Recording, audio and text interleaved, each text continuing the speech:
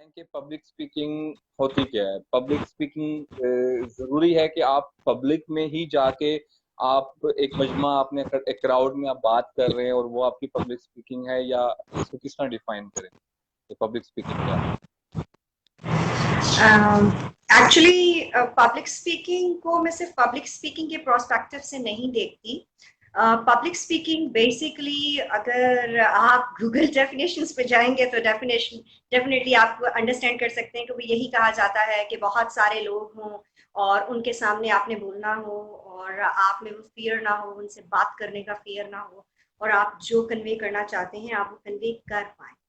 तो basically that's what they think it's a public speaking. But to me public speaking का prospective थोड़ा सा broad है। Brought in terms of कि आपने नोटिस किया होगा कि एक बच्चा है और उसको बचपन से ही हम एक हैबिट डेवलप करते हैं कि वो अपने बारे में बात कर सके। अब वो अपने बारे में बात जो करता है वो कभी अपने पेरेंट्स के साथ करता है, कभी कभी अपने अंकल आंटी के साथ करता है, और कभी समटाइम्स ये होता है कि खानदान के 8-10 लोग इकट्ठे होते हैं और उस बच्चे को इनिशिएटिव दिया जाता है कि आप इनके सामने बात करें। So that's what actually it is. Public speaking is not all about just going into random people and just talking about. Public speaking ये है कि आप क्या 8-10 लोगों के सामने या 5-6 लोगों के सामने अपना मुद्दा बयान कर सकते हैं या नहीं कर सकते। आप में वो पावर्स हैं, आप में वो कॉन्फिडेंस है कि आप बात कर पाते हैं, अपना मैसेज कन्वे कर पाते हैं या नहीं कन्वे कर पाते। तो इनिशियली तो प्रैक्टिस से ये स्टार्ट होता है, आपके अपने घर से ये स्टार्ट हो जाता है, और जैसे जैसे जैसे जैसे आप इनिशिएटिव लेते जाते हैं आप उसको ऐसे लोगों के सामने भी आके बोल लेते हैं जिनको आप नहीं जानते हैं। तो दैट्स व्हाट आई बिलीव। जी।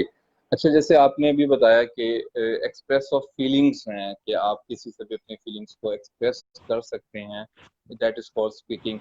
तो इट मीन्स कि आज के दौर में आप क्या समझती हैं कि हर इंसान को जो एजुकेटेड है उसको ये स्किल्स एक्वायर करनी चाहिए, उसको ये स्किल्स आनी चाहिए पब्लिक स्पीकिंग, या ये सिर्फ ट्रेनर या मोटिवेशनल स्पीकर्स या प्रोफेशनल स्पीकर्स तक ही महदूद है कि उनको तो लाजमी आनी चाहिए, ठीक है, एक आम आम इंसान को या आम एजुकेटेड पर्सन के लिए इतना इम्पोर्टेंट नहीं है? That's a good question. मेरे ख्याल में अगर आप इस चीज को नोटिस करें तो जो भी शख्स एजुकेटेड है उसको चाहिए कि वो अपने जो है वो कम्युनिटी को गिव बैक करे। और जब आपने कम्युनिटी को गिव बैक करना है और आपके पास basic skill of convincing, basic skill of communication, basic skill of interaction ही नहीं है, तो आपके अंदर जितना भी नॉलेज भरा हुआ है आप उस कम्युनिटी को कैसे गिव बैक करेंगे? This is my question. तो अंडरस्टूड सी बात है कि अगर आपने उस कम्युनिटी को गिव बैक करना है और आप एजुकेटेड हैं और आपके अंदर एक तालीम है, एक शऊर है, एक जज्बा है कि आप कम्युनिटी को गिव बैक करें, तो आपको वो सारी कम्युनिकेशन स्किल्स सीखनी पड़ेंगी जो आप रूरल एरियाज में भी जाके लोगों को कन्विंस कर सकें, आप एजुकेटेड लोगों को भी कन्विंस कर सकें, आप हर तबके के साथ बैठ के बात कर सकें और अपना इनसाइड माइंड उनके साथ शेयर कर सकें। जी। ठीक है। आप एजुकेशनिस्ट हैं और मैं भी एक टीचर हूँ, और हमारे काफ़ी व्यूअर्स, कुछ मेरे दोस्त हैं वो देख रहे हैं, वो भी टीचर्स हैं। आप क्या समझती हैं कि टीचर के लिए ये कितना क्रूशल है कि वो ये स्किल्स सीखे, उसको लाजमी ये पब्लिक स्पीकिंग आनी चाहिए? क्योंकि नॉर्मली आप देखती हैं कि पाकिस्तान में बहुत से टीचर्स फियर करते हैं पब्लिक स्पीकिंग में, और वो स्किल्स पे या इंटरेस्ट नहीं लेते इसको एक्वायर करने में, और अगर वो स्टेज पे जाते हैं तो they do not perform well. तो हाउ डू यू थिंक, आप कैसे देखती हैं इसको कि ये कितना क्रूशियल है एक टीचर के लिए इस स्किल को एक्वायर करना? बिल्कुल। देखिए, सबसे पहली बात तो ये है ना कि हमें इस चीज को अंडरस्टैंड करने की जरूरत है कि हम टीचर क्यों हैं। What do we mean by teacher? Teacher का, उस्ताद का मतलब क्या है? उस्ताद का मतलब है कि लिटरली कुछ घोल के पिला देना। महावरतन तो बहुत यूज होता है कि मैं इसको कुछ घोल के नहीं पिला सकती, लेकिन मुझे ऐसा लगता है कि हम टीचर्स में पोटेंशियल होता है कि हम अगर कुछ घोल के पिलाना चाहें किसी भी स्टूडेंट को, अगर हम एक स्टूडेंट पकड़ लेते हैं कि हमें पता है कि उसमें ये पोटेंशियल है, तो हम उसको किसी भी हद तक जाके उसमें एक कॉम्पिटेंसी बिल्ड कर सकते हैं। अब बीइंग अ टीचर, अगर आप में अगेन वही बात है कि अपनी बात कन्वे करने का तरीका नहीं होगा, चाहे वो बच्चा है, चाहे वो एक एडल्ट है, चाहे वो आपका कॉलेज का स्टूडेंट है, स्कूल का स्टूडेंट है, या मॉन्टेसरी का बच्चा है, अगर आप एक उस्ताद हैं तो सबसे पहले तो आपको ये आना चाहिए कि किताबें एक तरफ हैं, मुझे जो आता है, जो मेरी समझ है, वो मैं बच्चे में ट्रांसमिट कैसे करूंगा या करूंगी। आप जब इस चीज को सीख जाते हैं कि आपने उसमें ट्रांसमिट कैसे करना है, दैट्स विद योर लिंगुअल।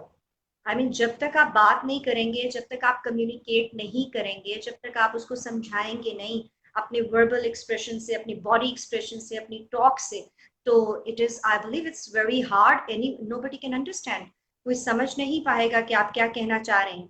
और वो जो बुकिश चीजें हैं, वो करिकुलम जो बनता है, वो डेफिनेटली आपके लिए गाइडलाइन होता है, हम टीचर्स के लिए गाइडलाइन होता है, लेकिन वो हरफे आखिर नहीं होता। हमें उसको खुद फिगर आउट करना है कि हमने अपने बच्चों में इसको सामने रखते हुए किस लेवल पे बेटरमेंट ला सकते हैं। तो टीचर्स को तो मेरे ख्याल में सबसे पहले इन चीज़ों को सीखना चाहिए। और पब्लिक फियर की जहाँ तक बात है, स्पीकिंग फियर की बात है, तो आई बिलीव हमारे टीचर्स ऑर्गेनाइज नहीं होते most of the time. That is the major reason they are afraid of public speaking, because if you have a topic and if you know you have to speak in front of so many people, it doesn't matter आपने किसी के सामने बेशक नहीं भी बोलना है, लेकिन अगर आपके पास उसका सारा होमवर्क रेडी होता है, आपने उसके बारे में रिसर्च किया होता है, आपने उसके बारे में पढ़ा होता है, और आपके पास पॉइंट्स होते हैं, तो जब आपके अंदर कुछ होता है तो आपका बोलने का खामखा दिल करता है और आप कहते हैं no, this person is wrong, he is giving a wrong information, I better talk. अब वो टॉक लाजमी नहीं है कि आपने कोई बहुत ही ज्यादा इनिशियली इंप्रेसिव वे में करनी है, वो आप अपनी ग्रूमिंग बाद में कर सकते हैं, लेकिन बोलना आपको खुद ब खुद आना शुरू हो जाता है जब आप किसी भी चीज पे रिसर्च शुरू करते हैं। That's what I believe. अगर आपके पास टॉपिक का होल्ड नहीं है, आपके पास उसका मटेरियल नहीं है, आपके पास उसके बारे में कोई रिसर्च इंफॉर्मेशन नहीं है, तो फिर आप हेजिटेंट होते हैं, आप फियर फील करते हैं कि मैं कहीं गलत तो नहीं बोल रहा, मुझे कोई अकाउंटेबिलिटी ना हो जाए, मुझे कोई क्वेश्चन ना कर दे कोई। लोगों के रिएक्शन से आप डरना शुरू हो जाते हैं, और वो तब आप डरते हैं मेजरली जब आपका ग्रिप नहीं होता सब्जेक्ट पर। जी। ठीक है। अच्छा शाफिया, समटाइम ऐसे भी हैं, आपने भी आपके सराउंडिंग्स में भी, आपके सर्कल्स में होंगे, मेरे भी कुछ फ्रेंड्स ऐसे हैं जिनके पास होल्ड होता है, जिनके पास दे ग्रिप ओवर देयर सब्जेक्ट, लेकिन फिर भी वो स्टेज पे आने से डरते हैं।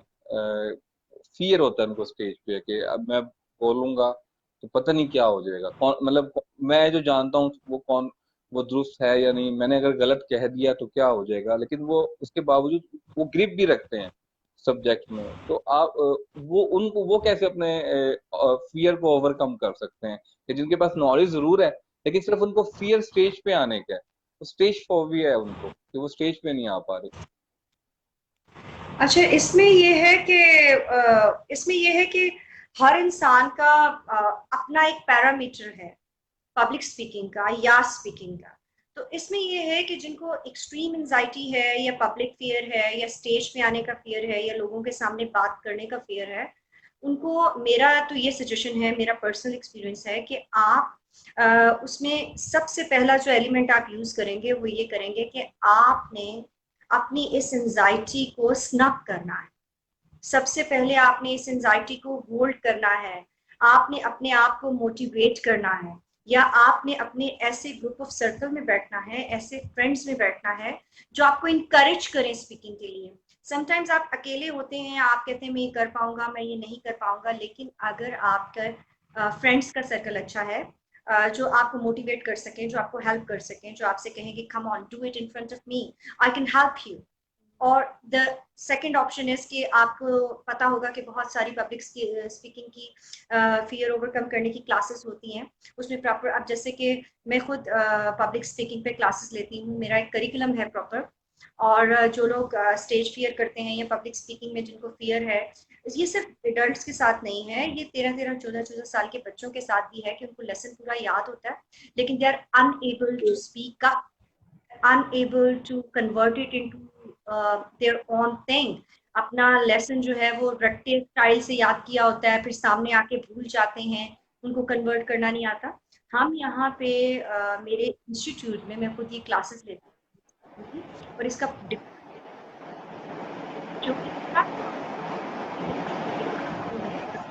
काम करने के लिए उनको टॉपिक वाइज वो सिखाया जाता है और एंड ऑफ द डे उनमें इतनी एबिलिटी जरूर आ जाती है, they are able to talk, they are able to come on the rostrum, they are able to come on the stage, doesn't matter वो बहुत टक्कर नहीं करे, doesn't matter बहुत ज्यादा करें, लेकिन वो फियर जाना शुरू हो जाता है और जब वो फियर चला जाता है तो ऑफ कोर्स उनकी ग्रूमिंग स्टार्ट होती है।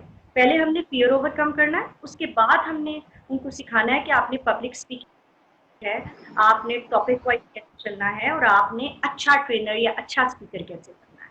तो I believe that's how it is because if not one day job. One day, बिल्कुल। अच्छा ये बताइएगा कि पेरेंट्स को अगर कोई पेरेंट्स चाहते हैं कि एक उनके जो बच्चे हैं या जो उनके किड्स हैं वो दे हैव स्टेज फियर, तो पेरेंट्स क्या अपना रोल कैसे प्ले कर सकते हैं अपने घर से वो बच्चे का फियर रिमूव करने में? बच्चे मतलब न्यू लोगों के सामने बात नहीं कर पाते, रिलेटिव्स आते हैं या तो न्यू लोग आ गए, एक्सप्रेस नहीं कर पाते, तो उसमें पेरेंट्स का भी रोल है कि पेरेंट्स किस तरीके से अपना रोल प्ले करेंगे वो अपने बच्चे के इस फियर को ओवरकम करने में हेल्पफुल साबित हो, बजाय इसके कि उसका प्रेशर पॉइंट बढ़े या उन पे प्रेशर बिल्ड करें अपने बच्चों पे। नॉर्मली हमारे घरों में ऐसा होता है कि हम पेरेंट्स प्रेशर बिल्ड करते हैं कि एक बच्चा बोल नहीं पाता तो हम उसको समझने के बजाय तो प्रेशर बिल्ड कर रहे होते हैं। तो आप क्या एडवाइस करेंगे पेरेंट्स को? एब्सोल्युटली, इसमें इसमें आप ये देखो ना, आपने बहुत इंटरेस्टिंग टॉपिक छेड़ दिया है because this is my field what you are talking about, because I am all the time with the children और उन्हीं को हम ये सब सिखा रहे होते हैं। पेरेंट्स अगर आप नोटिस करेंगे ना, अगर मुझे कोई कहेगा ना I am shy to few of my relatives, even I speak in public so well, लेकिन उसके बावजूद मेरे कुछ रिलेटिव्स ऐसे होंगे जिनके सामने I won't utter a word. ठीक है, तो सबसे पहले तो ये है कि मैं पेरेंट्स को इस चीज पे इंकरेज करूंगी कि आपका बच्चा है, he is not a show piece. Do not tell your child come and do this speech in front of your relatives, आके पोएम सुनाओ, हर सूरत तुमको सुनानी है, इसको आती है जी, ये आपके सामने नहीं बोल रहा। We don't need all these things. Children need space, they need your attention. वो अपनी ग्रूमिंग, अपनी पर्सनालिटी आपसे सीखते हैं, आप रोल मॉडल करते हैं, आप थोड़ी थोड़ी सेंसिटिव चॉइसेस जब देना स्टार्ट करती हैं तो दे स्टार्ट लर्निंग एवरीथिंग। वो खुद ब खुद उसको एक्सप्लोर करना शुरू कर देते हैं और खुद ब खुद अपने आप को दिखाना शुरू कर देते हैं व्हाट दे नो। लेकिन बच्चों के साथ आप फोर्स नहीं कर सकते हैं, और specially the relative terms and all that, I believe it's nothing to do with your competence, I don't think so. आपका अभी फैमिली की जहां तक बात आ जाती है तो हमें थोड़ा सा फैमिली से ऊपर उठना है। आपने देखा होगा, आपके साथ भी शायद, आपके घरों में भी कुछ ऐसा हो कि जी बहुत अच्छे तरीके से फ्रेंड से बिहेव करते हैं, बाहर जाके बहुत अच्छी बात करते हैं, स्टेज पे भी आते हैं, टीवी ड्रामा भी करवा लो वो भी कर लेंगे, लेकिन as soon as the father comes, oh I am unable to speak, isn't it? लेकिन आजकल के एरा में parents are more friendly towards their children, तो ये अब ओवरकम होना शुरू हो गई है ये चीजें, क्योंकि पेरेंट्स जो है अपने बच्चों के साथ फ्रेंडली होना शुरू हो गए हैं, उनकी बात सुनते हैं, उन पर हर वक्त रोब नहीं झाड़ते हैं। जब आप बहुत ज्यादा बच्चों के साथ स्ट्रिक्ट नहीं होते तो अल्टीमेटली आपको पे बैक करना शुरू कर देते हैं, आपकी बात सुनते हैं और आप उन्हें इनिशिएट देते हैं, आप उन्हें कमांड नहीं देते, आप ऐसा एनवायरनमेंट क्रिएट कर देते हैं कि वो खुद ब खुद बोलना शुरू हो जाए, रादर देन बोलो आप क्यों नहीं बोल रहे, बोलो, यू कांट डू इट सच में। तो that's how it is, I think. जी। अच्छा एक क्वेश्चन करूंगा, वो थोड़ा सा इससे रेलिवेंट होगा, लेकिन चूंकि आप एजुकेशनिस्ट भी हैं और चाइल्ड केयर कंसल्टेंट भी हैं तो ये आपके एरिया ऑफ इंटरेस्ट में आता है। एक क्वेश्चन है कि अक्सर कहा जाता है, पहले कहा जाता था कि जी आप अपने बच्चों को ज्यादा लाड ना करें, बिगड़ जाएंगे बच्चे आपके, आप बहुत ज्यादा लाड कर रहे हैं, पैम्परिंग कर रहे हैं। फिर एक बात ये भी कहा जाती है कि नहीं आप ग्रो अप ना करें, सख्ती ना करें, बच्चे उनकी पर्सनालिटी पे नेगेटिव इफेक्ट पड़ता है। तो आप क्या समझते हैं कि जो ग्रोइंग एज किड्स हैं फ्रॉम 3 years टू ऑनवर्ड्स, तो पेरेंट्स को किस जो मतलब what is the high suggested way कि पेरेंट्स को किस मीडियम में अपने सॉरी किड्स को डील करना चाहिए, कि कितनी सख्ती और कितना लाड हो? Okay, that's a good question. सबसे पहले कोट करूंगी, my son is mashallah 14 years old माशाल्लाह। and my daughter is mashallah 10 years old. और उसमें सबसे पहले तो ये है कि पेरेंट्स अंडरस्टैंड कर लें कि वो बच्चों से चाहते क्या हैं। This is the first question I always ask parents, कि क्या आपको खुद पता है कि आप अपने बच्चों से चाहते क्या हैं? जब आप उन्हें एब्रप्ट इंस्ट्रक्शंस देते हैं जो कि कन्फाइन नहीं होती हैं, द चाइल्ड गेट्स कंफ्यूज।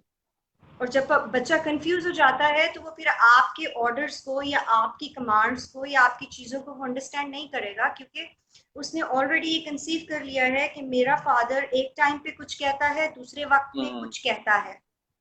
ठीक है, as for example, if I am a mother and my son wants to go somewhere, और मुझे पता है मुझे उसको वहां नहीं भेजना, तो मैंने एक दफा अगर नो कहा है तो नो मीन्स नो। अब वो चाहे अब्बा के पास चला जाए, नाना के पास चला जाए, दादा के पास चला जाए, हमारा एक म्यूचुअली अंडरस्टैंडिंग है कि हमने उस बच्चे को वो परमिशन नहीं देनी। आप 2 दफा 3 दफा ये प्रैक्टिस करेंगे, चौथी दफा वो बच्चा एंजाइटी के बगैर, डिप्रेशन के बगैर जो है वो अंडरस्टैंड कर लेगा कि मुझे इस चीज की इजाजत नहीं मिलनी है, तो देयर इज नो पॉइंट कि मैं इधर जाऊं उधर जाऊं उधर जाऊं। लेकिन कुछ चीजों की इजाजत आप ऑल ऑफ सडन दे देते हैं जो कि आपको पता है कि आपने ये बच्चे को करने देना है, तो बच्चे में अंडरस्टैंडिंग होती है। वो अपने फ्रेंड से एक वक्त ऐसा आता है, मेरा बेटा है, एक वक्त ऐसा आता है कि उसको रात कहीं गुजारने की इजाजत नहीं। My son is not allowed to have a night out with friends.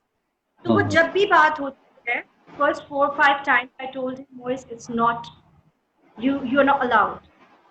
सिर्फ ये नहीं है कि आपका कोई फ्रेंड भी हमारे नहीं गुजार सकता, it's a rule. First 3 to 4 times he got annoyed, and he was like not talking to me for 2 days. I said, it's okay, don't talk to me, that's fine.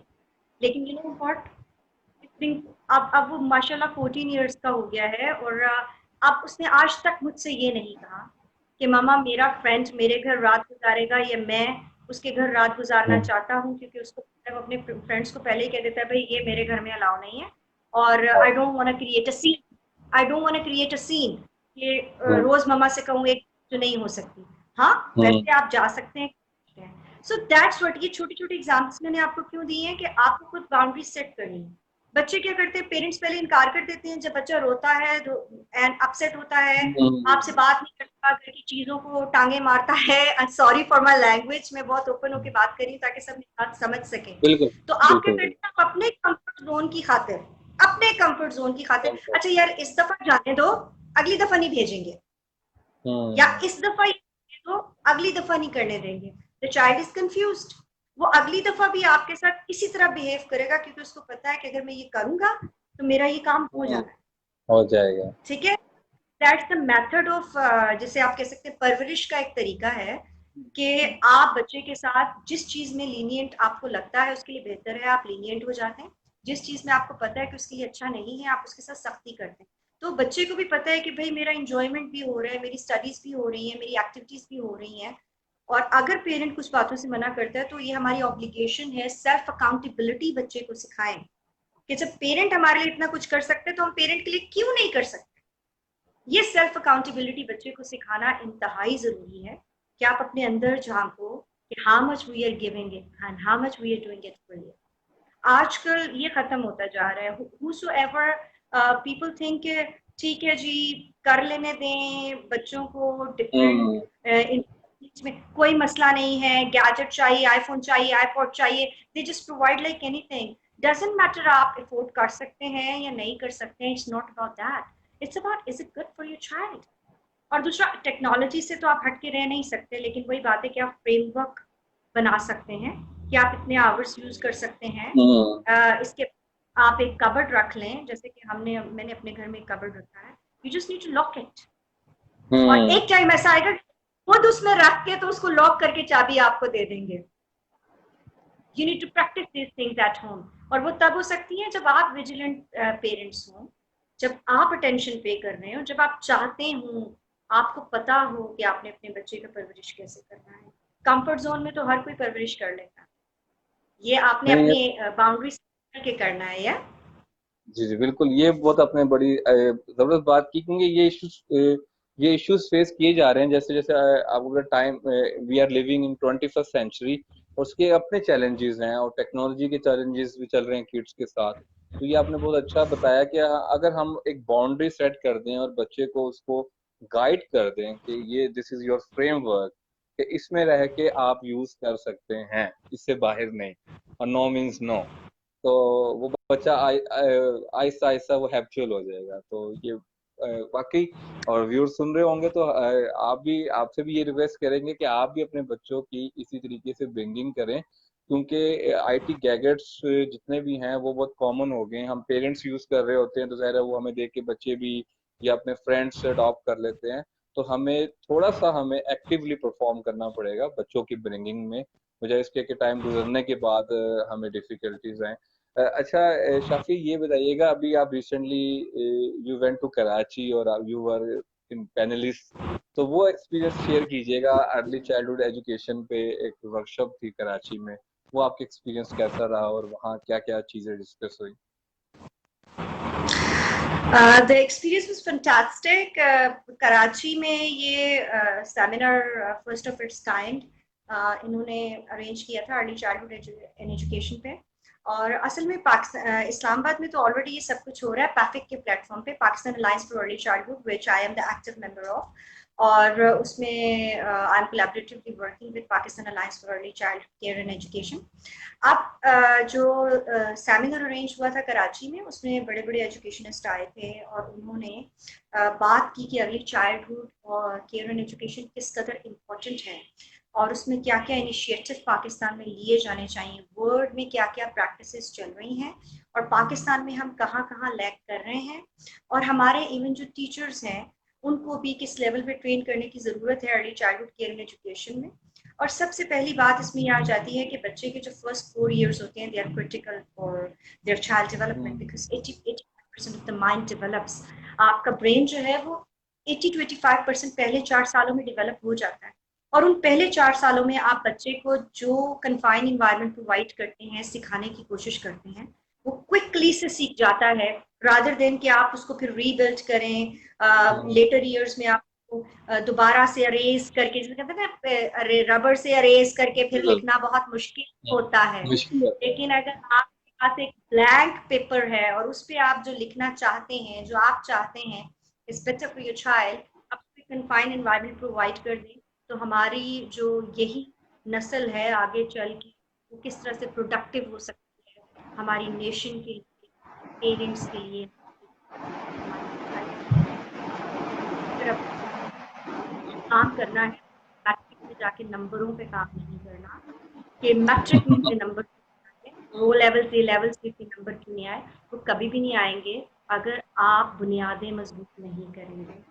तो बुनियादें मजबूत करने के लिए जरूरी है कि we should work on early childhood care and education, which I am working on. और इस प्लेटफॉर्म से मैं सबको इनवाइट करूंगी कि जो भी मेरे साथ काम करना चाहते हैं, जो भी सीखना चाहते हैं, जो भी मेरे प्लेटफॉर्म पे आना चाहते हैं, दे आर मोस्ट वेलकम। और मेरा एक ग्रुप है फेसबुक का,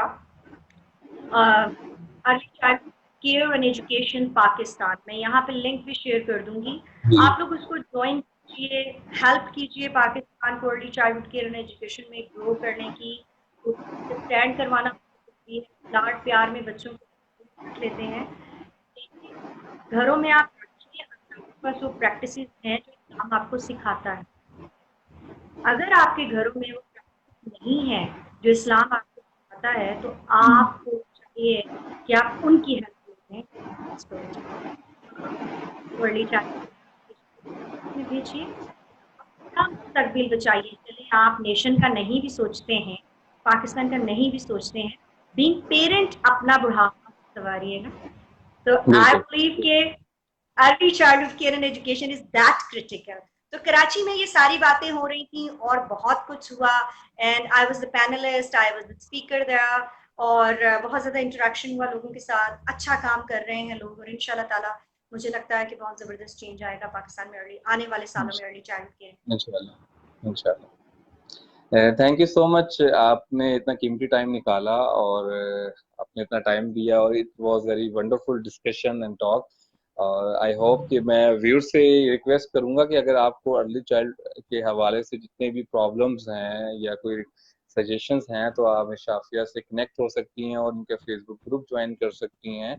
और अगर आपको पब्लिक स्पीकिंग फियर है या इंग्लिश लैंग्वेज इंप्रूव करना चाहते हैं तो उस सिलसिले में भी आप इनसे रब्ता कर सकते हैं। और इस स्ट्रीम को ज़्यादा से ज़्यादा शेयर कीजिएगा ताकि आपके दोस्त रिश्तेदार का फ़ायदा हो सके और अल्टीमेटली पाकिस्तान का फ़ायदा हो सके कि हम बदलेंगे, सोच बदलेगी तो पाकिस्तान भी ग्रो करेगा इंशाल्लाह। तो thank you Shafia, thank you so much कि आप आई और आपने इतनी ज़बरदस्त कन्वर्सेशन की हमारे साथ। इंशाल्लाह दोबारा आपके साथ एक नया नए टॉपिक पे सेशन करेंगे इंशाल्लाह बहुत जल्द। तो अपना बहुत ज़्यादा ख्याल रखिएगा। Thank you so much. Thank you so much. Thank you so much for having me. Allah thank Hafiz. Allah.